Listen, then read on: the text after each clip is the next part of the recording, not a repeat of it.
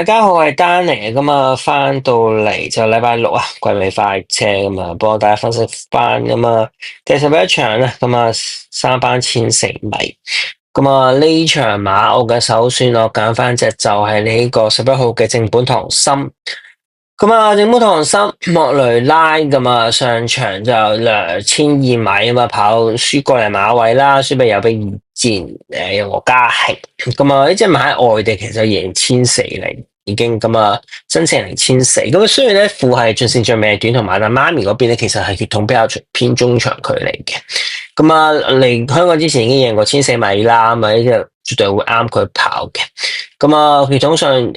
落雨都應該冇問題，咁啊聽日都應該會落雨。咁啊，莫雷拉仲親自幫佢超咗兩步，咁啊絕對中死隻馬嘅。咁啊呢次咁嘅對手睇落去都唔係會特別高，咁啊絕對冇問題啊！我覺得呢隻馬真誠啱佢啦，咁啊作為首選。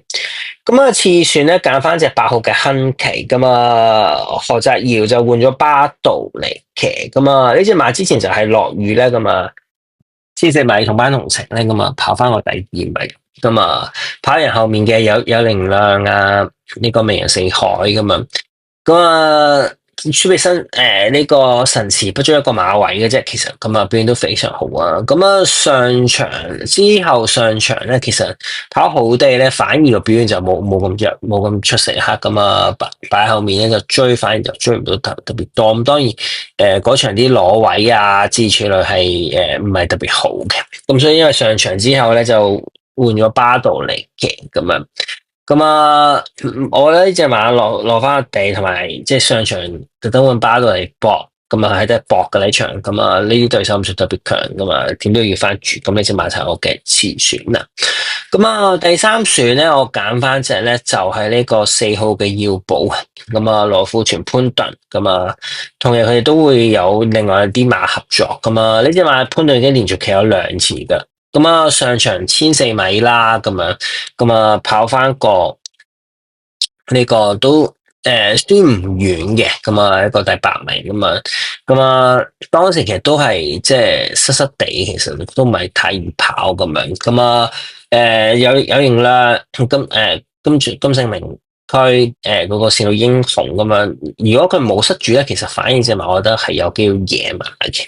咁當然呢隻馬就係、我覺得唯一擔心啲就係佢之前黏地跑1200米嗰場咧，咁啊大阪當然都係濕濕地嗰場，咁啊唔嘥咪會好啲咧，咁啊呢啲就我覺得係會好啲嘅，咁啊。即係黏地未必一定係完全唔得，我覺得咁啊，即係都仲可以跑下嘅，咁唔算話太差啦，咁樣即係可以再搏一次嘅。同埋因為